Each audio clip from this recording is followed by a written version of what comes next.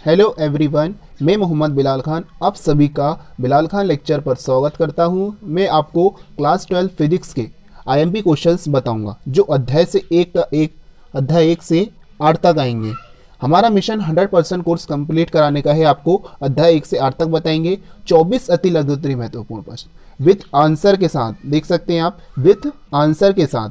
ये हम प्रूफ दे रहे हैं आपको कि इसमें क्वेश्चंस आ ही सकते हैं। ये ऐसे क्वेश्चन चॉइस किए गए, आप देख सकते हैं। पहला क्वेश्चन है अध्याय 1 विद्युत आवेश तथा धारिता। आपका पहला क्वेश्चन है, एक कूलाम में कितने इलेक्ट्रॉन होते हैं? एक कूलाम में कितने इलेक्ट्रॉन होते हैं? ये बहुत ही आईएमपी क्वेश्चन है। आप देख सकते हैं एक कूलाम में 6.25 गुणित 10 की घात 18 कूलाम होते हैं। अगर आपने पढ़े होंगे तो इस बारे में आपको मालूम होगा कि एक कूलाम में 6.25 गुणित 10 की घात 18 कूलाम इलेक्ट्रॉन होते हैं। ठीक है, अब हम बढ़ते हैं दूसरे क्वेश्चंस की ओर। दो आवेशित कणों के बीच की दूरी आधी करने पर उनकी बीच बल पर क्या प्रभाव पड़ेगा? फिर से क्वेश्चन सुनिए।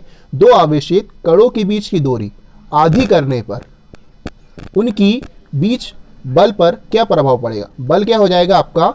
4 गुना हो जाएगा। मान के चलिए अगर आप दो आवेशित कणों की बीच की दूरी अगर आधी कर रहे हैं तो सिंपल सी बात है कि जो बल होगा वो आपका कितना हो जाएगा? 4 गुना हो जाएगा। ठीक है, अब बात करते हैं हम विद्युत फ्लक्स तथा वैद्युत क्षेत्र में संबंध की बात करेंगे हम। ये आपका तीसरा क्वेश्चन है। ठीक है, तो इसका वैद्युत फ्लक्स बराबर क्या होता है? आपका फ्लक्स दिख रहा है आपको। ठीक है, वैद्युत फ्लक्स होता है, फ्लक्स का सूत्र होता है पाई को दिख रहा है, आपने प्रदर्शित करे होंगे हमने। और जो ई है आपका क्या हैगा? वैद्युत क्षेत्र की तीव्रता है। ये है आपका जो वैद्युत क्षेत्र की तीव्रता है। आपका डी ए सदिश जो है वो आपका क्या है? क्षेत्रफल सदिश है आपका। आई होप कि ये आपको 3 क्वेश्चंस बन गए होंगे। हम अब नेक्स्ट क्वेश्चन की ओर बढ़ते हैं। अब देख सकते हैं हम अब अध्याय 2 विद्युत विभव तथा धारिता के बारे में हम पढ़ेंगे। अब आपका पहला क्वेश्चन है, क्या ये संभव है कि किसी बिंदु पर वैद्युत विभव शून्य हो लेकिन वैद्युत क्षेत्र शून्य ना हो? आप क्वेश्चंस को समझिए। क्या बोल रहा है कि क्या ये संभव है कि किसी बिंदु पर जो वैद्युत विभव है वो क्या है? शून्य है, और जो वैद्युत क्षेत्र है वो क्या है? शून्य ना हो। इस टाइप में का आपका क्वेश्चन है। ठीक है, तो इसका जो आएगा आपका हाँ संभव है। क्या संभव है कि किसी बिंदु पर जो वैद्युत विभव रहता है वो शून्य रहता है और जो वैद्युत क्षेत्र रहता है वो शून्य नहीं होता है। अब बात करते हैं हम सेकंड क्वेश्चन की। तो जो आपका सेकंड क्वेश्चन है, वैद्युत प्रवणता का मात्रक क्या है? वैद्युत प्रवणता का मात्रक क्या है? तो इसका आंसर आ जाएगा आपका वोल्ट बटे मीटर। इसका आंसर आ जाएगा आपका वोल्ट प्रति मीटर। इसका आंसर आ जाएगा आपका। ठीक है, और अब हम बात करते हैं हम तीसरी क्वेश्चन की। जो है आपका तीसरा क्वेश्चन है, दो बिंदुओं के बीच विभवांतर 50 वोल्ट है। दो बिंदुओं के बीच विभवांतर क्या है आपका? 50 वोल्ट है, और एक बिंदु से दूसरे बिंदु तक 2 गुणित 10 की घात -5 कूलम आवेश को ले जाने पर कितना कार्य करना होगा? आप क्वेश्चन को फिर से समझिए। दो बिंदुओं के बीच विभवांतर क्या है आपका? 50 वोल्ट है, और एक बिंदु से दूसरे बिंदु तक 2 गुणित 10 की घात -5 कूलम आवेश को ले जाने पर कितना कार्य करना होगा? ठीक है, तो आप देख सकते हैं हम वोल्ट बराबर क्या जाएगा आपका? 50 वोल्ट। ठीक है, और जो आवेश Q बराबर क्या जाएगा आपका?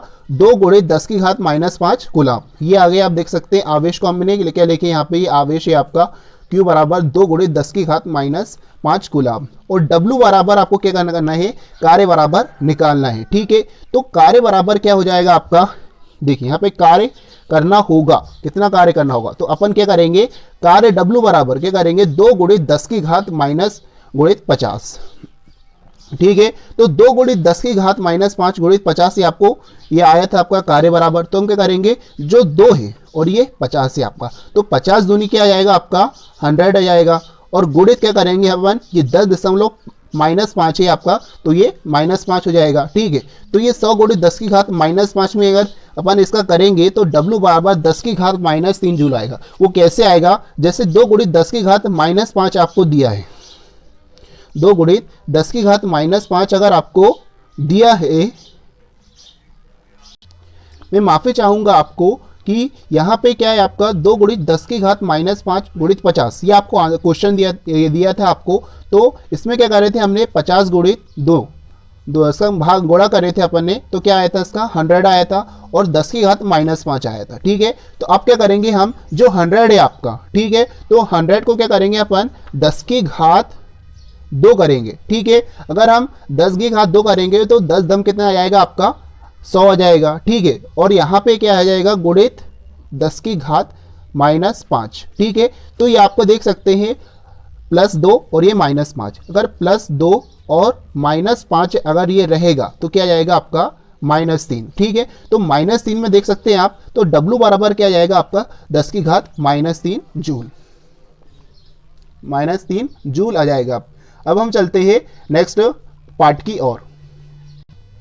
अब हम अध्याय 3 के बारे में हम जानेंगे। आपका जो अध्याय 3 है वो क्या है, विद्युत धारा। अब हम उसके बारे में आपको बताएंगे।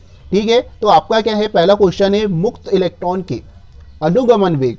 क्या है, मुक्त इलेक्ट्रॉन के अनुगमन वेग और वैद्युत धारा घनत्व में, अनुगमन वेग और वैद्युत धारा घनत्व में क्या संबंध है, ये इस बारे में हम जानेंगे। तो क्या होगा आपका जो संबंध होगा वो क्या आएगा आपका J बराबर यानी जूल बराबर NeVd जूल बराबर क्या होगा, जो आपका J है वो क्या आएगा आपका धारा घनत्व है। ठीक है, और जो Ne है, Ne मतलब वो क्या आ जाएगा आपका इलेक्ट्रॉनों की संख्या हो जाएगा। ठीक है, Ne आपका इलेक्ट्रॉनों की संख्या हो जाएगा, और जो Vd है वो क्या है आपका अपवाह वेग है।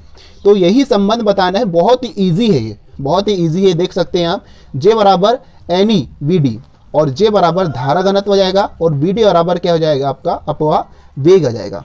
अब हम देखते हैं सेकंड क्वेश्चन की ओर। विशिष्ट प्रतिरोध का मात्रक एवं विमेय सूत्र लिखिए। क्या करना है अपन को, विशिष्ट प्रतिरोध का मात्रक और इसका विमेय सूत्र लिखना है। ठीक है, तो विशिष्ट प्रतिरोध का मात्रक क्या जाएगा आपका ओम मीटर या फिर ओम सेंटीमीटर। तो इसका विमेय सूत्र हो जाएगा आपका मीटर लीटर की घात और T समय माइनस की घात 3 और A माइनस का स्क्वायर, ये आपका विमेय सूत्र हो जाएगा। चलते हैं हम अब नेक्स्ट क्वेश्चन की ओर, बढ़ते हैं हम अब नेक्स्ट क्वेश्चन की ओर, जो आपका क्वेश्चन थर्ड है। विशिष्ट चालकता क्या है, इसका मात्रक तथा सूत्र लिखिए। ठीक है, तो हम क्या जानेंगे, पहले विशिष्ट चालकता क्या है और फिर उसके बाद इसका मात्रक जानेंगे, फिर उसका क्या करेंगे अपन सूत्र जानेंगे। ठीक है, तो विशिष्ट चालकता क्या है, विशिष्ट प्रतिरोध के व्युत्क्रम को क्या कहते हैं, विशिष्ट चालकता कहते हैं। अब जो विशिष्ट जो प्रतिरोध होगा, जो उसका व्युत्क्रम रहेगा, तो अपन उसको क्या कहेंगे, अपन विशिष्ट चालकता कहेंगे। जो विशिष्ट प्रतिरोध के व्युत्क्रम को विशिष्ट चालकता कहते हैं। अपन क्या करते हैं, जो इसे क्या करते हैं के कप्पा से प्रदर्शित करते हैं, के मतलब कप्पा से इसको क्या करते हैं हम प्रदर्शित करते हैं। और जो इसका मात्रक और इसका विमेय सूत्र आप मुझे कमेंट बॉक्स में बताइए कि इसका क्या मात्रक आएगा और इसका विमेय सूत्र आएगा। मैं ये नहीं चाहता कि जो मेरे स्टूडेंट हैं वो इस चीज़ में कमज़ोर हों, ताकि वो भी ढूंढे और ताकि मैं भी उनसे अच्छे बेहतरीन वीडियोस बना के दूं, ताकि आप भी ज़्यादा से ज़्यादा ज्ञान मिल सके आपको। और आपको ढूंढेंगे, आप जितना ज़्यादा ढूंढेंगे आपको उतना फ़ायदा मिलेगा। अब बढ़ते हम नेक्स्ट अध्याय की ओर। जो आपका नेक्स्ट अध्याय वो क्या है, अध्याय 4 गतिमान आवेश एवं चुंबकत्व। गतिमान आवेश एवं चुंबकत्व, ये आपका अध्याय 4 है। ठीक है, तो हम पहला क्वेश्चन है इसका, एक आवेशित कण एक समान चुंबकीय क्षेत्र के समांतर गति कर रहा है, तो कण का पथ क्या होगा, कण का पथ क्या होगा। एक आवेशित कण एक समान चुंबकीय क्षेत्र के समांतर गति कर रहा है, क्या कर रहा है, गति कर रहा है, तो कण का परिपथ क्या होगा, ऋजु रेखीय पथ होगा। बहुत ही सिंपल से इजी है कि अगर तो कण का पथ क्या होगा, तो कण का पथ की जगह क्या कर देंगे अपन ऋजु रेखीय पथ कर देंगे। ठीक है,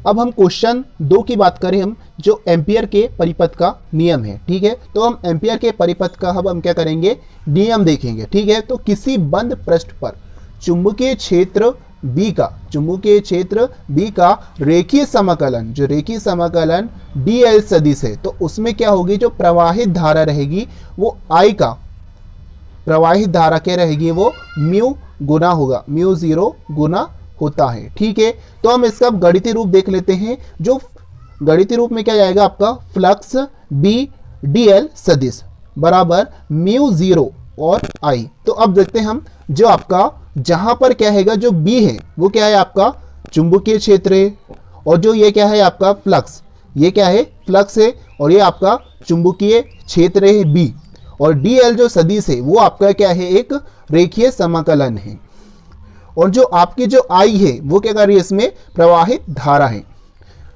ठीक है, आई होप कि आपको ये क्वेश्चन नंबर 2 समझ में आ गया होगा। अब हम क्वेश्चन 3 की बात करते ही हम म्यू 0 एप्सिलॉन नॉट का विमीय सूत्र लिखना है अपन को। म्यू 0 एप्सिलॉन नॉट का विमीय सूत्र लिखना है, तो आपका इसका आंसर आ जाएगा लीटर माइनस का स्क्वायर और टी का स्क्वायर आ जाएगा। विमीय सूत्र को हमेशा अपन क्या करते हैं, बड़े कोष्टक के अंदर ही लिखते हैं, इसको खाली ऐसा नहीं लिखते हैं। अब हम अध्याय 5 की बात करते हैं हम, चुंबकत्व एवं द्रव्य। ये आपका अध्याय 5 है, चुंबकत्व एवं द्रव्य। तो देख सकते हैं आप कि हम अब पहला क्वेश्चन देखेंगे हम, नति कोण से आप क्या समझते हैं, क्या हैगा नति कोण या नमन कोण किसे कहते हैं अपन। ठीक है, तो नति कोण क्या है कि वह कोण है जो पृथ्वी के चुंबकीय क्षेत्र की ऊर्ध्वाधर दिशा के क्षैतिज दिशा के बीच बनता है। कहता है चुंबकीय क्षेत्र की ऊर्ध्वाधर दिशा जो रहती है क्षैतिज दिशा के बीच जो बनता है। अब हम बात करते हैं हम सेकंड क्वेश्चन की। तो सेकंड क्वेश्चन है जो आपका क्या है, क्यूरी ताप क्या है, क्यूरी ताप क्या है। तो क्या है क्यूरी ताप, वह ताप है जिस पर कोई चुंबकशीलता वाला पदार्थ अपने चुंबकशीलता का गुण खो देता है, वह ताप क्या कहलाता है, क्यूरी ताप कहलाता है। वह ताप जिस पर कोई चुंबक क्या करता है, शीलता वाला पदार्थ अपनी चुंबकशीलता का गुण क्या कर देता है, खो देता है, यानी कि उसे खो देता है, वह ताप क्या कहलाता है, उसका क्यूरी ताप कहलाता है। अब हम सेकंड क्वेश्चन की बात कर रहे हैं हम, जो आपका थर्ड वाला है, किन्हीं दो प्रतिचुंबकत्व वाले पदार्थों के नाम लिखना अपन। किन्हीं दो प्रतिचुंबकीय और वाले पदार्थों के नाम लिखना है। तो क्या जाएगा, आपके जो पदार्थ रहेंगे वो क्या रहेंगे, विस्मत और एंटीमनी रहेगा।